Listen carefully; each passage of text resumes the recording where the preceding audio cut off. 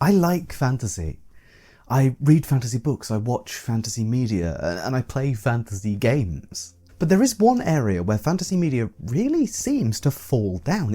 It's the complex exploration of ethics. Now, before you jump down my throat, I will readily admit that the fantasy genre is not a monolith, and that there are plenty of creatives who make it their business to discuss the messiness of authority, responsibility, warfare, and revolution. It's not rare. People like Ursula K. Guin and Frank Herbert are prime examples. Although, both of those would generally be considered more speculative fiction writers than necessarily pure fantasy authors. And that is part of the problem, really. I think there may be quite a large gap in audience expectations of what fantasy is there to do. Speculative fiction? Yeah, it's there to be speculative and imagine what may be true in some other world, and to hold a mirror to society by speculating as to what our current philosophies may become if transplanted somewhere new. Fantasy? Well, that's escapism. And before you crucify me, I do see this on my channel constantly. Asking the big questions of morality, personhood, or just war tends to lead to tired condemnation from a certain sector of the audience. Fantasy's not about that, or sometimes there's just evil monsters, or stop overcomplicating fantasy. I know this doesn't reflect all of the fantasy fans out there. I know that it's a small subset of people with a very narrow view of what's good and what's bad. But I can't help but wonder if this isn't reflective of a more complex set of factors. Let me lay out my case. Firstly, fantasy does have a little bit of a reputation for fairly simplistic struggles of good versus evil. Deservedly or not, some part of this default assumption does lie at the feet of early fantasy authors like Tolkien and Lewis. But also that assumption relies heavily on later, perhaps simplified versions of their work. But the bigger culprit in my mind is the perceived difference in both time frame and setting between fantasy and science fiction. Both genres are speculative by nature. Both ask their audience to imagine what a world would be like if some of the conditions were different. However, where science fiction generally asks us to imagine a vision of the future for humanity, informed by the problems of the present, fantasy asks us to imagine some different problems. The problems of a people who are living, in our perspective, in some version of our humanity's past. One genre is a predictive portent, one genre is broadly a fable. One explores those ethical dilemmas that are in the public consciousness, in the zeitgeist at this present moment, and the other explores broad ethical truths about how we ought to act in quite a general sense. This has two major ramifications. First, it's harder to get us to care about ethical questions if they're not framed as hypothetical situations, but as questions of honour, duty, morality, and virtue. That's why the trolley problem has been such a clever and enduring tool in ethics, because we do love speculation. We love exploring ethics in a kind of situational, crunchy way. It's far more engaging to argue whether you would or could pull the lever based on personal ethical situational considerations than to discuss a trolley problem with someone who believes that the problem itself is orchestrated by some evil entity, and that we should actually be looking for that evil entity to put a stop to this strange experiment. Yes, in real life we ought to do that. The correct solution to the trolley problem is to find whatever jigsaw motherfuckers tying people to tracks and kick their teeth in. But the value of speculation comes in the speculation, not in being right. The situation, an imaginative one with restrictions, is what actually locks people into ethics, at least in the modern day, even in the modern classroom. Not broad dictums of what rules, maxims, or duties one should be adhering to. The other problem is one of relation. As humans, we find it easier to relate to characters who suffer from problems that we also suffer from, but also characters who are more like us. It's quite rare across all speculative fiction, really, to see non-humanoid point of view characters, for instance. This extends to the way our social environments work, too.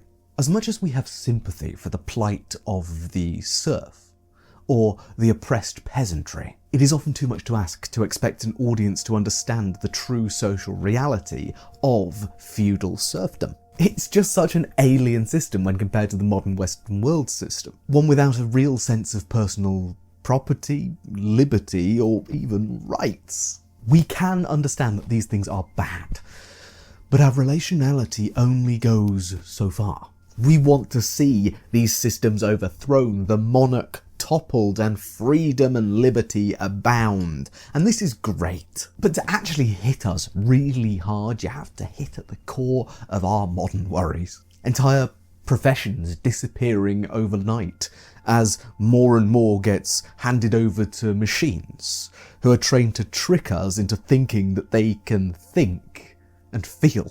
Subscription services auto-paid monthly for the medication that helps us stay alive. Data owned, bought and sold at such volumes that they can predict our wants, our needs, our cravings, and even our future children before we know about them. That stuff gets us, right? And because of its expected setting in the distant past, or a medieval-ish world, or just a world of magic, monsters and dragons, the best way fantasy has to make us relate so strongly to such moral dilemmas is to use analogy. To quite strong-handedly lead us to the drinking trough and say, oh look, this experience of these people is quite similar to actually what you're experiencing, isn't it? To that thing you like, or that thing you hate. Again, not universally true.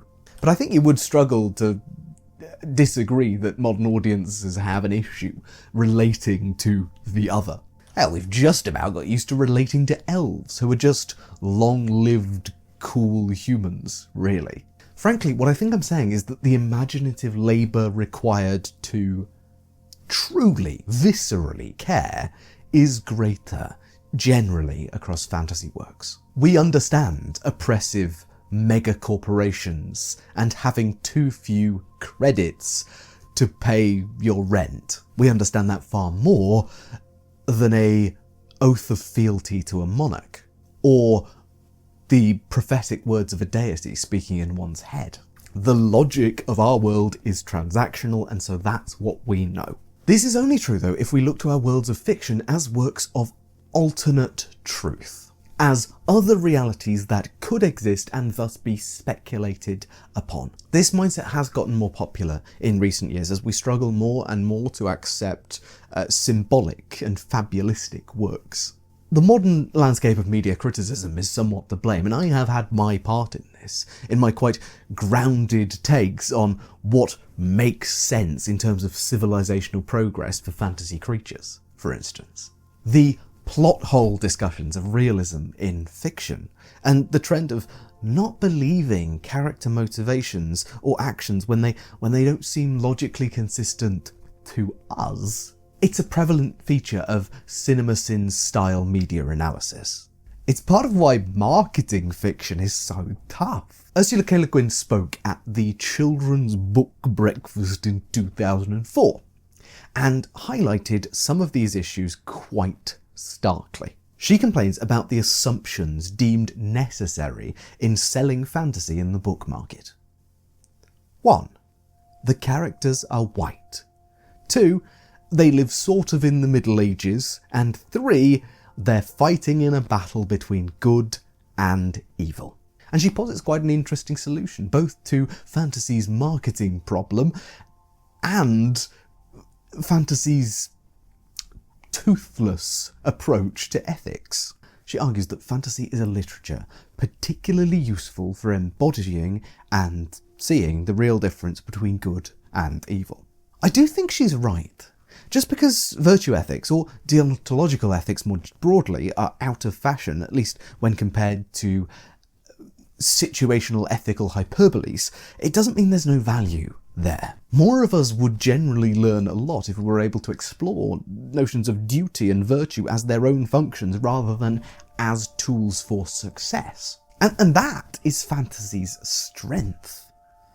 In displaying heroism in its many forms and exposing the very real and sometimes personal factors that can drag a soul down a path of greed, selfishness, or tyranny, it allows us to explore the virtues, embody the virtues, experience life's complexity through these characters, through these exemplars, these heroes and villains, and explore the codes that define their actions. If we can get past the barriers of relatability, fantasy becomes ethically instructional. It's just that it often isn't. I fear this may be because fantasy creators have bought in to the old and tired expectations of what fantasy should be. Wish fulfillment, escapism, or power fantasies, or the great battle between good and evil. Art should say something, or at least encourage its audience to articulate something. And if we continue with uncritical tales of unwavering heroes, battling irredeemable foes and winning because they're the warriors of light, we lose something. Because it's not that science fiction is actually better at discussing ethics. Sure, it's better at presenting modern problems in slightly new framings without feeling contrived or anachronistic or preachy. But it's not got a monopoly on complex ethical motivations, personal quandaries. And it's arguably weaker at discussing faith-based systems of ethical value and virtue. All of this thrown together, then, leads to a situation where some people come to fantasy specifically to escape, for fables of heroism, while struggling more and more to relate to the characters that they find within these texts. Sometimes because their problems are alien, if they are, say, victims of serfdom, and sometimes because those problems feel too on the nose or shoehorned in, when compared to our real-world problems in the modern enlightened world. This itself speaks then to what our expectations of ethics are on the genre. But I want to leave you with an example. It's almost impossible to make an apples-to-apples comparison across genres to illustrate my points, but this is the best one I've managed. Two popular 3-work video game franchises spanning from the mid-2000s to the early 2010s, which both released entirely on Xbox, and they're both adventure role-playing games. One fantasy, one sci-fi, both of which have heavily bought into moral choice as a core story engine. I'm talking about Fable and Mass Effect. Yes, Fable is more of a comic romp when compared to Mass Effect's space opera, but I'm not sure that this tone is the only thing that separates their two treatments of morality. Mass Effect's moral choice system is highlighted in key moments. Occasionally in dialogue you'll get to be a bit arrogant and terse, or you get to be more generous and friendly conversationalist.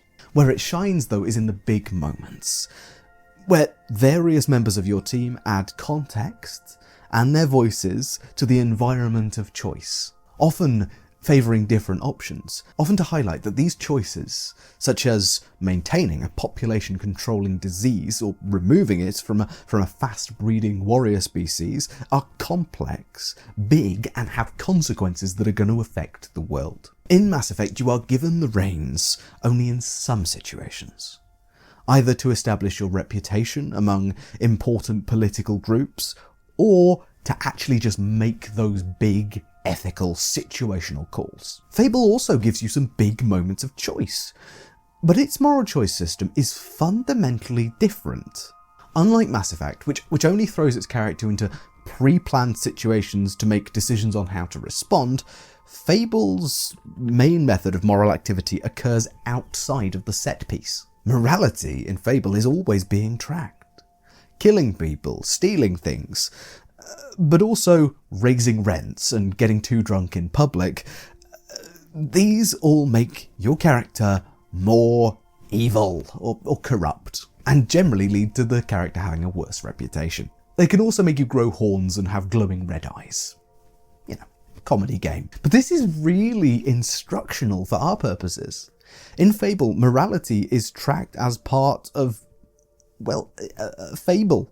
You can be cartoonishly good, or you can be cartoonishly bad if you do antisocial things, if you indulge or cheat or swindle. Morality then in Fable is bound to a set of social duties that should be performed and not violated for fear of breaking your moral code or contract with the world. It's always tracked, it's always present and relevant, and one must always demonstrate virtue to be a virtuous hero. On the other hand, in Mass Effect, you can pick renegade options almost the whole way through, which is that game's more evil side of the binary, and still be treated as a war hero, fighting, willing to make those hard calls, a tough hand in a crisis. Because the game wants you to know that the situations that they throw at you are not neat or solvable, with one good enough answer to keep everyone happy. Both game series present ways to see ethics, but one just feels slightly more grounded in our modern sensibilities, and the other feels a little old school, dumbed down or fabulistic. But both should have a place. All speculative fiction asks us to inhabit worlds, characters and choices outside our normal frame. As Ursula K. Guin closes her address in that 2004 children's book breakfast speech, imagination is the instrument of ethics. Frankly, it's up to us to engage with both sides of the spectrum, the situational moral dilemmas and the how do we live our life that fantasy is better at telling us, or better exploring. We need to stop treating the art we consume as having nothing to say. To use a little imagination first, not just to ask, what would I do in that situation, but also ask, what should I do in life? I hope you found that insightful and that it rang true in some way to you. But if you think I've made some mistakes in this analysis, please do let me know in the comments. I'm more than happy to be called out by people who are perhaps more expert in these things than I. Or even less, if you've got a blooming good take. I'd love to hear it. But with all that said, I've been Tom, otherwise known as the Grungeonmaster. Thank you so much for watching, and I hope to see you in the next video.